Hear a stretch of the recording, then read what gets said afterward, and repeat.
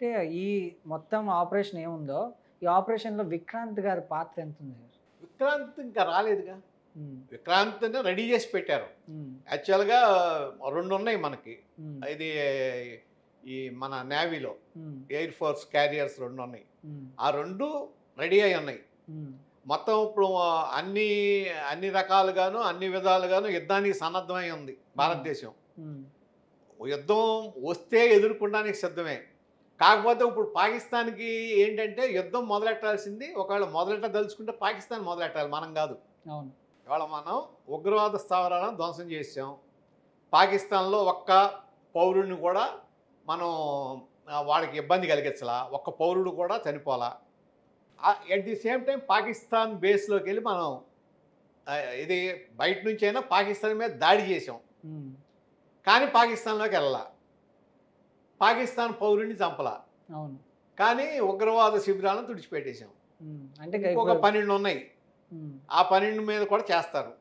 ఎక్కడా దీంట్లో మనది తప్పని ప్రపంచంలో ఏ దేశం ఉంది. ఎందుకంటే ఉగ్రవాద శిబిరాలని ఎవళ్ళైతే ఈ లష్కరే తోయిబాకి సంబంధించిన ఆళ్ళు ఇది ఈ టీఆర్ఎఫ్‌కి బ్యాక్ ఎండ్‌లో ఉన్నాళ్ళు అగ్రనేతని హతమార్చేసాం. హ్మ్.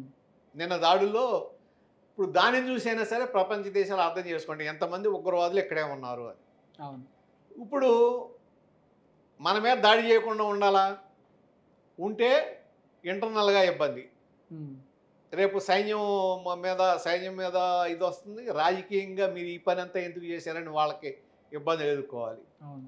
ఒకవేళ మన మీద దాడి చేయటం మొదలెట్టారా, దాడి చేసిన దేశంగా మిగిలిపోతుంది. ఓడిపోతారు. ప్రపంచంలో ఎవడు వెనక్కి రారు. కాబట్టి ఇప్పుడు అడకత్తెరలో ఉన్నారు. ఆళ్ళు ఏది చేసినా నీకు ఇదే. అక్కలేక మింగలేక దీనికి ఏకైక పరిష్కారం ఏంటంటే, హ్మ్. ఏదో ఒక దేశాన్ని బతిమాలుకుని, మనతో సంధి చేసుకొని, అక్కడ ఉగ్రవాద స్థావరాలన్నింటినీ మేము మేము ధ్వంసం చేసేస్తాం. మా దగ్గర అటుంటాళ్ళని మ కల్పించం అని కానీ ఆ చెప్పి మాట అనట్లేదు కదా సార్ ఆళ్ళు. అనకపోతే రోగ్ స్టేట్‌గానే ఉంటుంది. హ్మ్. మళ్ళీ ఇవాళే రోగ్ స్టేట్ దీనికి అంటున్నారు దాన్ని. ఇప్పుడు జరిగిన సింధూర్ దానికి మేము ప్రతీకార చర్య కూడా తీసుకుంటామని కూడా చెప్పడం జరిగిందాళ్ళు. అవును. తీసుకుంటాం మొదలెట్టమనండి. హ్మ్. ఇంకా తెలుస్తుంది గదా! ప్రతీకార చర్య ఇప్పుడు దాంట్లో మీరు, మీరు చేసిన దానికి ఫలితం అనిపించారు. హ్మ్. ఇంకా చేస్తాం అనుకోండి, దాని ఫలితం ఇంకా తీవ్రంగా ఉండదు. ఇందాక నేను చెప్పా గదా! పాకిస్తాన్ విడిపోతుంది. అవును. పాకిస్తాన్ బెలూచిస్తాన్ అయిపోతుంది. హ్మ్. 2 దేశాలవుతాయి. ఇక్కడ ఈ మొత్తం ఆపరేషన్ గాని, లేకపోతే ఇవన్నీ పహల్గామ్ ఇన్సిడెంట్ నుంచి మనం వింటూనే ఉన్నాం. అంటే మోడీ గారు ఏదో చేయబోతున్నారు, ఏదో హ్మ్. జరగబోతుంది అనే ఆ ఇంటెన్షన్ అందరికీ ఉంది. ప్రతి భారత పౌరుడికి ఉంది. దీని అవును. ఇంత ఘోరమైన సిట్యుయేషన్ మనం చూసాం కాబట్టి దానికంటూ ఒకటి మనం చేస్తామనేది ఆ ఇంటెన్షన్ ప్రతి భారతీయుడికి ఉంది. ఏం జరగబోతుందనేది ఎవరికీ తెలీదు. బట్ ఏదో ఒకటి జరగబోతుందనైతే అంటే ఏం ఎక్స్‌పెక్ట్ జరుగుతుందో చేశారు. తెలిస్తే అది యుద్ధ వ్యూహం ఎట్టవుతుంది? ఏదో జరగదు గదా! జరగబోతుందనైతే గెస్ చేశారు అందరూ. ఆ! అంటే ఎలా మోడీ గారి పాత్ర ఎలా చూడొచ్చు? మోడీ అని మనకు కనపడుతుంది కదా! ముగ్గురు త్రివిధ దళాలతో వాళ్ళకి సంబంధించిన హెడ్స్‌తో సమావేశమయ్యారు మోడీ. హ్మ్. దాని తర్వాత భద్రతా వ్యవహారాల కమిటీ సమావేశమైంది. హ్మ్. దాని తర్వాత రాజకీయ వ్యవహారాల కమిటీ సమావేశమైంది. రాజకీయ వ్యవహారాల కమిటీ 2019 నుంచి ఇంతవరకు అవ్వల. హ్మ్. సెకండ్ టైమ్ అయింది. అంటే దాని ఇంపార్టెన్స్ అర్థమైపోతుంది. హ్మ్. దాని తర్వాత ఆర్థిక వ్యవహారాల పార్లమెంటరీ కమిటీ. హ్మ్. ఈ 3 యుద్ధానికి సంబంధించినయే. అది అయింది కదా! అది అయిన తర్వాత మళ్ళా ఆర్మీతో సమావేశమయ్యారు. హ్మ్. ఈ రాజకీయ వ్యవహారాల కమిటీ సమావేశం అయిన తర్వాతే మీకు మోడీ గారు పబ్లిక్ స్టేట్మెంట్ ఇచ్చారు. ఎప్పుడు, ఎక్కడ, ఏ విధంగా చేయాలి అనేది స్ట్రైక్ చేయాలనేది ఆర్మీకి వదిలేసాం. ఆర్మీ ఇష్టం అని. హ్మ్. అక్కడే అర్థమైపోతుంది. ఫ్రీ హ్యాండ్ ఇచ్చారు. ఫ్రీ హ్యాండ్ ఇచ్చారనేది అర్థమైపోతుంది. హ్మ్. దాన్ని ఆర్మీ సద్వినియోగం చేసింది. హ్మ్. రాజకీయ పరంగా కూడా మనాళ్ళు దౌత్య మార్గాలు గానీ ఇవన్నీ చక్కగా ఆహ్, ఏ విధంగా మన మీదకి మట్టి అంటకుండా మొత్తం జరిగిందంతా ఏ విధంగా ఉగ్రదాడి జరిగింది, పాకిస్తాన్ ఏ విధంగా సపోర్ట్ చేస్తుంది ఇదంతా చెప్పి మనకి అనుకూలంగా, మనకి ఫేవరబుల్‌గా ప్రపంచ దేశాలని తీసుకురావడం అనేది హ్మ్. దౌత్య విజయం. అయినా ఎంత జరిగినా గూడా, ఇంత జరుగుతున్నా గూడా కుక్క తోక వంకర అన్నట్టు పాకిస్తాన్ బుద్ధి వాళ్ళ కుక్క బుద్దే. అది ఎప్పుడు వంకరగానే ఉంటది. అంటే ఇప్పుడు నెక్స్ట్ స్టెప్ ఎలా ఉండబోతది సార్? నాకు తెలిసి పాకిస్తాన్‌ది ఏమైనా చెప్పా కదా! యుద్ధం చేస్తే నష్టం తీవ్రంగా ఉంటుంది. హ్మ్. ఇక ఆళ్ళు ఊహించని విధంగా ఉంటుంది నష్టం. హ్మ్. ఇప్పటికే సింధు జలాలను ఆపేశారు. రేపు పొద్దున ఇంక మొత్తం ఆ నీళ్లు కూడా ఎల్లవు. హ్మ్. వాళ్ళు ఇప్పుడు పాకిస్తాన్ ప్రైమ్ మినిస్టర్‌ది సింధు ప్రావిన్సే. హ్మ్. అక్కడ పాకిస్తాన్ ప్రైమ్ మినిస్టర్‌ది. అక్కడ అదే కొద్దిగా ఏంటంటే ఈ పొలిటికల్గా సెన్సిటివ్ ఏరియా ఏంటంటే సింధ్ ప్రావిన్స్. రేపొద్దున వాళ్ళు ఇబ్బంది పడతారు. అక్కడ మనకి ఇప్పుడు తాలిబాన్స్ ఇండియాకి సపోర్టు. ఉమ్, ఎందుకంటే ఆఫ్ఘనిస్తాన్ డెవలప్మెంట్కి మనం నిధులు ఇస్తున్నాం. అవును. మన తరఫున ఇంజనీర్స్ వాళ్ళు వెళ్ళి పనిచేస్తున్నారు ఆఫ్ఘనిస్తాన్లో. ఇవాళ వాళ్ళు డ్యాములు కట్టాము, వాళ్ళు బ్రిడ్జిలు. ఒక ఒక ఒక పక్క నుంచే వాళ్ళు తాలిబాన్స్ పాకిస్తాన్ వ్యతిరేకంగా ఉన్నారు. అవును. అట్లాగే బెలూచిస్తాన్ లిబరేషన్ ఆర్మీ పాకిస్తాన్ వ్యతిరేకంగా ఉంది. ఉమ్, సో బెలూచిస్తాన్లో పాకిస్తాన్ లానే అమలు కావట్లా, ఉమ్, వాళ్ళ లానే అమలు అవుతుంది బిఎల్ఏ వాళ్ళది. ఉమ్, మరి ఈ పరిస్థితుల్లో యుద్ధం చేసేంత సాహసానికి పాకిస్తాన్ దిగదు అని నా ఉద్దేశం. ఉమ్, ఒకవేళ దిగిన ఆర్మీ సహకరించకపోవచ్చు.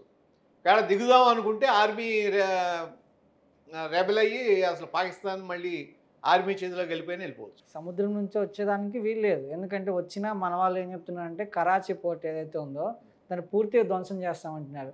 ఇఫ్ ఇన్ కేస్ వస్తే ఇంకా ఎలా రావాలంటే వాళ్ళు ఎయిర్పోర్ట్ ఇంకా ఎయిర్లైన్స్ నమ్ముకోవాల్సిందే. ఒకవేళ అట్ట వచ్చినా కొట్టాల్సిన ఇది ఉంది, తిరగొట్టే సత్తా మన వాళ్ళకు ఉంది, ఆర్మీ వాళ్ళకి. ఎటు చూసినా కూడా ఇంకా నో ఛాన్స్ పాకిస్తాన్కి. యుద్ధం అనేది జరిగితే పాకిస్తాన్ అనేది నో వేర్ అండి.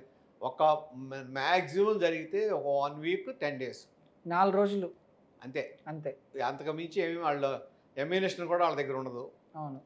ఒక్క చైనా తప్ప వాళ్ళు వెనకాల సపోర్ట్ చేసేవాడు ఎవడు ఉండడు. చైనా కూడా డైరెక్ట్ సపోర్ట్ చేయదు.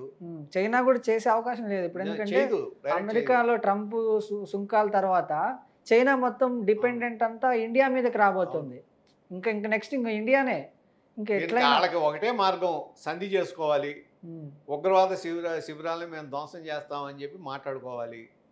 లేదు ఇప్పుడు మనకు ఒక అవకాశం వచ్చింది, ఈ పరిస్థితి మళ్ళా రాకుండా ఉండాలంటే పాకిస్తాన్ కనుక వారు మొదలెడితే పిఓకే మొత్తాన్ని ఆక్యుపై చేసుకుని ఇంక ఈసారి వదిలిపెట్టకూడదు.